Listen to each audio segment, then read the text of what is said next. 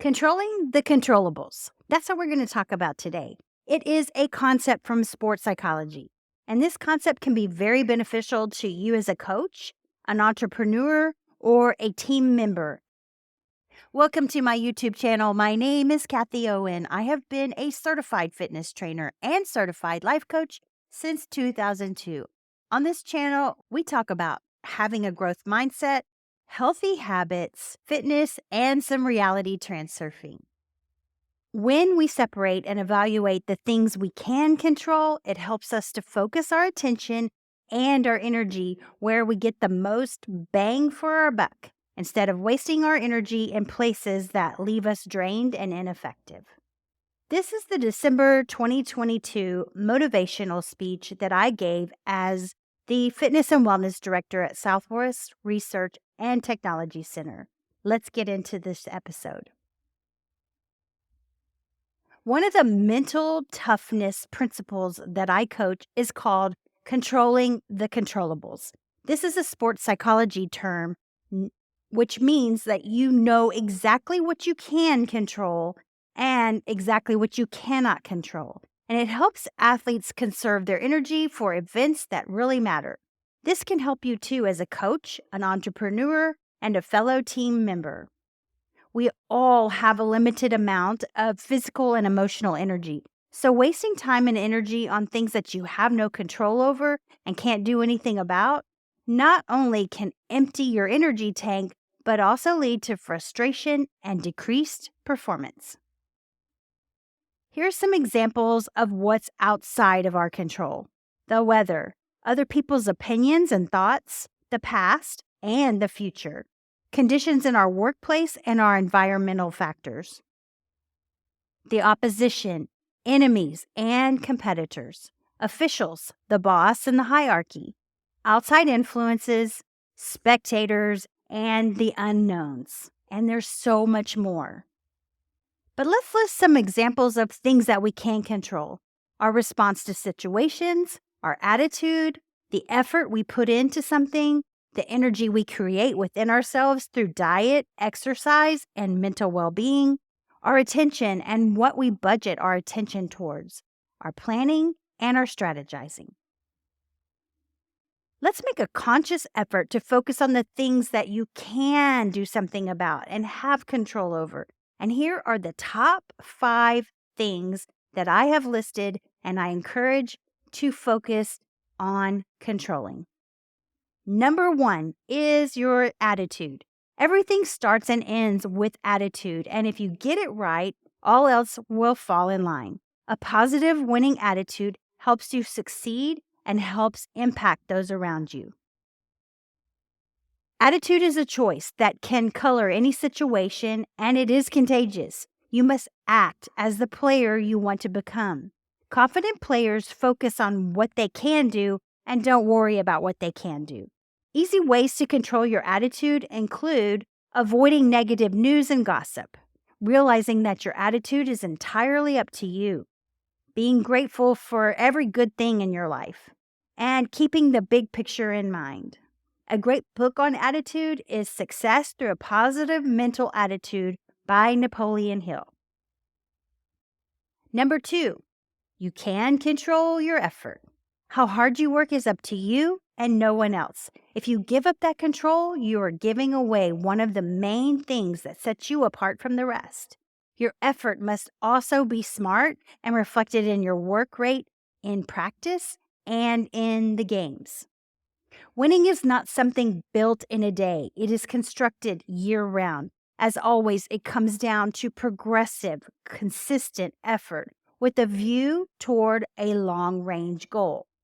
Giving 100% effort all the time guarantees that we are doing our part to develop not only fitness, but the mental toughness that enables us to overcome adversity, push when we want to stop, and fight off the cave reflex, because that's just who we are.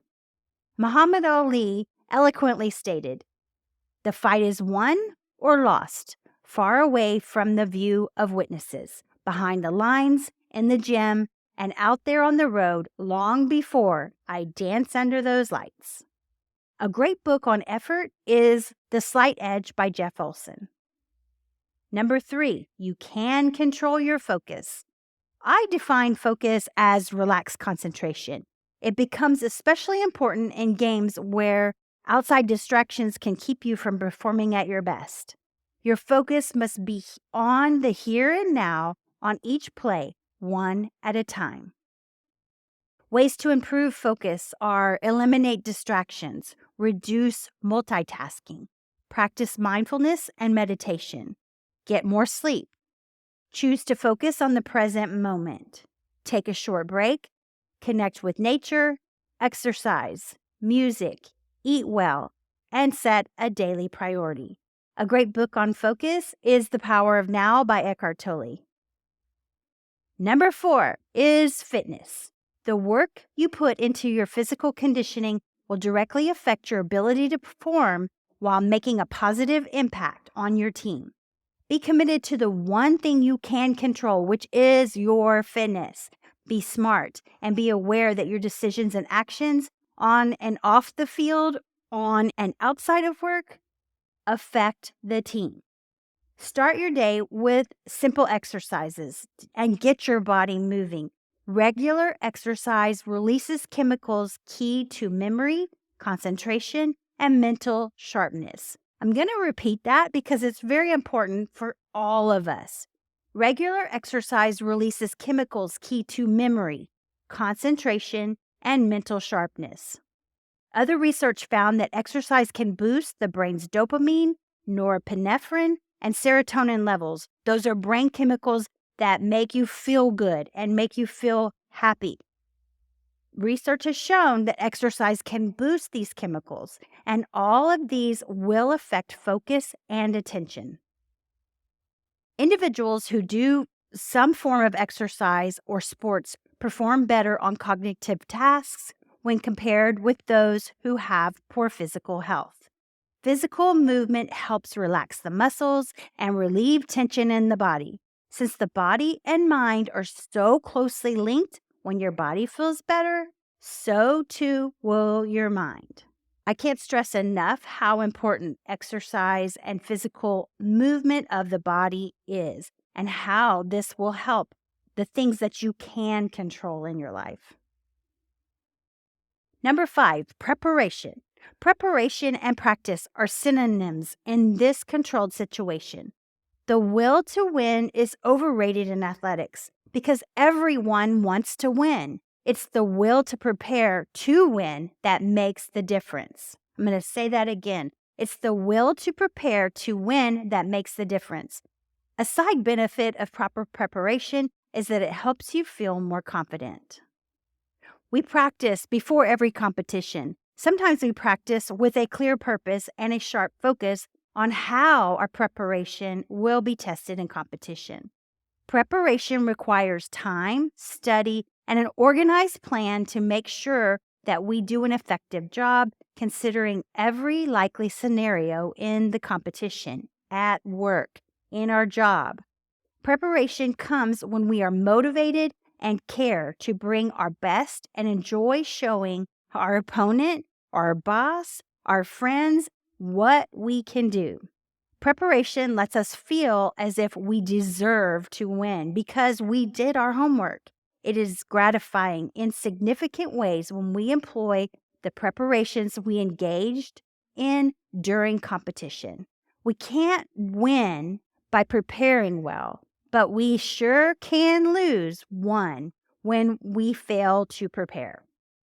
Failing to prepare is the same as preparing to fail. Here are some bonus tips on things you can control: your rest and nutrition. Your performance is directly impacted by your food and hydration choices, as well as the amount of rest and sleep you get. Some research on your part will help you make better choices in this area. Coachability. This has to do with your ability to receive, accept, and apply the coaching points from your coach or your mentor. The smartest players, coaches, and entrepreneurs not only learn from the coach, but also from their teammates and friends. Emotions. Controlling your emotions is also a powerful way to transform your life. You can start to control your emotions through self-care, setting clear boundaries with those around you, and practicing mindfulness. Prevent emotional outbursts by noticing them and observing them, but don't act on them. Separate yourself from the outburst. If you've ever blown up at something small out of proportion, you probably felt pretty bad afterwards. You must act your way into feeling and not feeling a certain way before you act. As this quote goes, you can act yourself into a new way of thinking more easily than you can think yourself into a new way of acting. Your communication, positive, assertive, and clear communication is not only something you can control, but will also give you and your team an advantage. Practice power, presence, and warmth. And these three characteristics are described in detail in the book, The Charisma Myth by Olivia Fox Cabane. Power, number 1. Being perceived with some level of power, the ability to affect the world around you with influence, status, expertise, or intelligence is another key to creating charisma. A person's level of power is typically discerned by others through their appearance and body language, so it is important to always be conscious of these. Presence is the ability to stay engaged in our communication interactions. Present.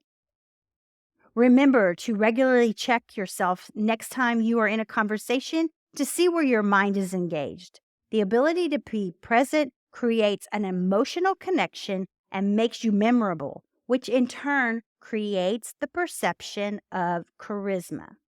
And then the third one is warmth. Warmth can be described as having goodwill towards others and being perceived as benevolent, caring, altruistic, and willing to act in positive ways. While, like power, warmth can be observed through body language, it is evaluated more directly than power and is almost entirely assessed through body language and behavior.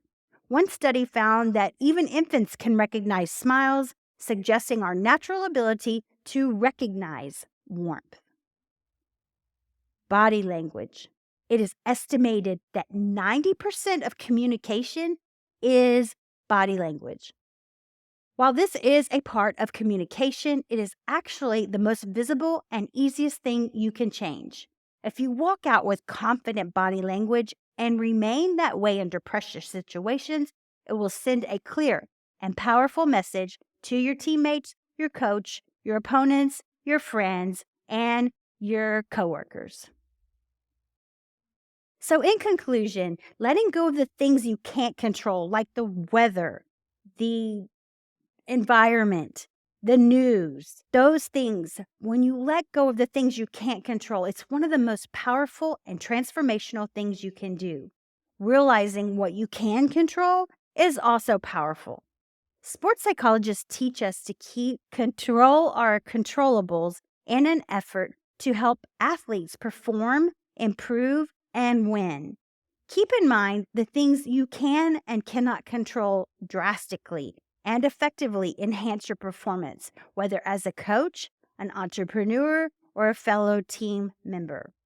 Remember, things you can control are attitude, effort, focus, your fitness, your preparation, your rest and nutrition, coachability, your emotions, your communication, and your body language. Thank you for spending part of your day with me. I trust that you found this beneficial.